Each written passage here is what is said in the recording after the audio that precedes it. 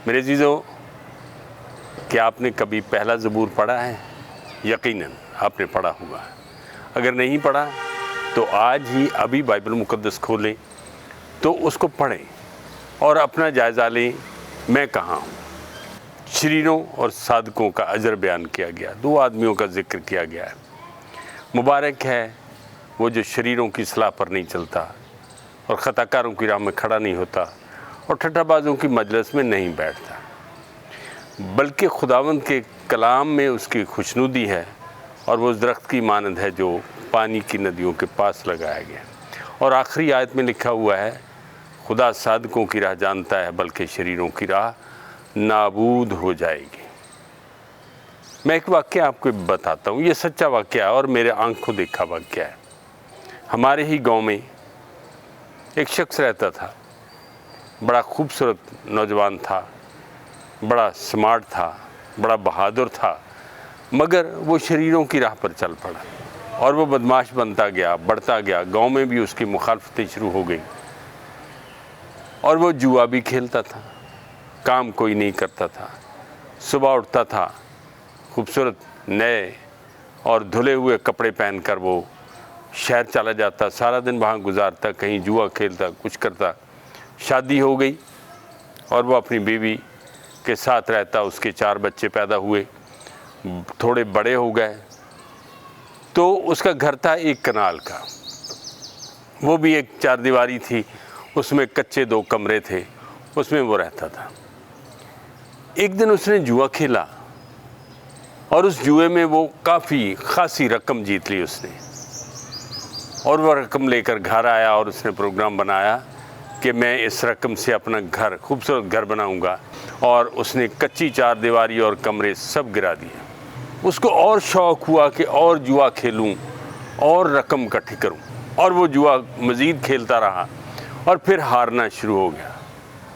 जो उसके पास थोड़े बहुत पैसे बचे थे वो जुए में हार गया और उसकी बीवी उसको छोड़कर वालिदैन के पास चली गई। चूँकि गांव में मुखालफत चलती थी, एक दिन मेरी आंखों के सामने जिस गांव में जिस जगह पर मैं रहता था, बाहर शोर हुआ और जब हम लोग बाहर भाग के निकले, देखा तो उसी शख्स को कुछ नौजवानों ने कत्ल कर दिया था। उसका निशान मिटा दिया, वो ख़त्म हो गया। मगर मेरे अजीज़ों, याद रखें, जो सादिक है, सादिक हो, रास्तबाज हो, ये सादिक की सदाकत और रास्तबाज की रास्तबाजी, ये खुदा की तरफ से इनाम है जो आपको दिया गया है।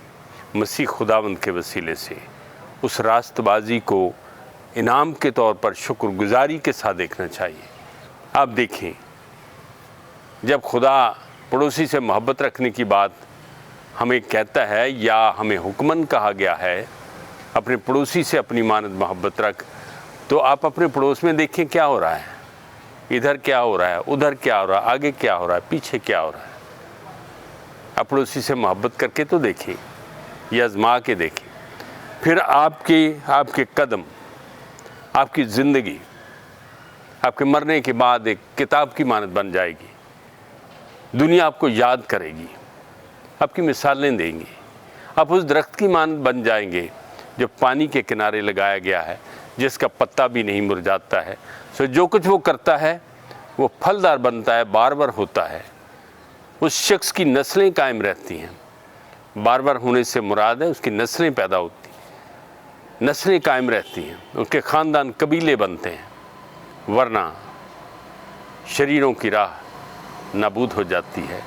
और हमें उस ज़िंदगी के चश्मे के पास आना है जिसका नाम यीशु है, उसके पास रहना, चूँकि वो ज़िंदगी कन्वर्ट करता है, ज़िंदगी देता है, बख्शता है, उसके पास रहना है। आज हमारा हासिल कलाम यह है कि हमें रास्तबाजी को खुदा का इनाम जानकर उस रास्तबाजी में चलना है, क्योंकि यही हकीकी ज़मीनी और आसमानी ज़िंदगी है, और हम उस आसमानी ज़िंदगी की उम्मीद के साथ इस ज़मीन के ऊपर खुदावंद के गवाह बनते हैं।